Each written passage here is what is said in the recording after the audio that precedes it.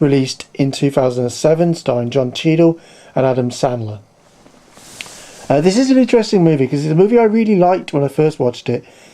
And then, I really liked it. I thought it was phenomenal. I thought it was really, really good. And then when I watched it a second time, and possibly a third time, it wasn't as good as it was. And some of its faults kind of showed up. But basically, what this is about, I don't usually do synopsis, but I'll just quickly.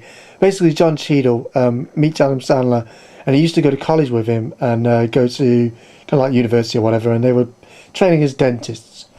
And basically, Adam Sandler's family died in a plane crash, which is kind of hinted at that it's the 9/11 tragedies, but it's never overtly kind of said, but it's kind of pretty much obvious. Basically, his life goes into turmoil and he becomes detached from the world. And basically, it's John Cheadle's attempts to kind of bring him back to earth and bring him back to being a more sociable person and a bit more connected to life, and not be so caught within himself and reserved. And it's very good in some aspects. I really enjoyed it. I think some of the dialogue is very good. Some of the touching moments, such as when they go to the cinema and they go out for like an all-night kind of marathon movie night at the cinema, and then he's so desperate for attention and all that, and he doesn't quite understand people's commitments. John Cheadle's like father-in-law, or maybe his dad, I'm not sure, died, and then he gets a phone call to say that he died, and then he's with Adam Sandler at the time, and he goes, "I gotta go, my dad died," and Adam Sandler goes, "Oh, okay, do you want to go get some breakfast?"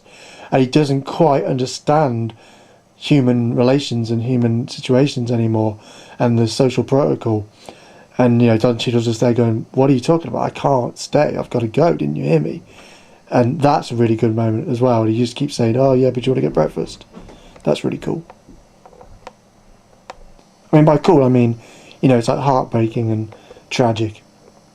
What else? Oh, of course, the brilliant moment where, he finally kind of breaks down, and that's really good. And his performance is really, really good, Adam Sandler.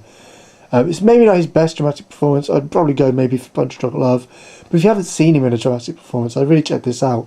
But in terms of the film's downfalls, it is probably a little too sickly sweet, a little too cliched. The ending and kind of the hint at an ending that I didn't really approve of, particularly.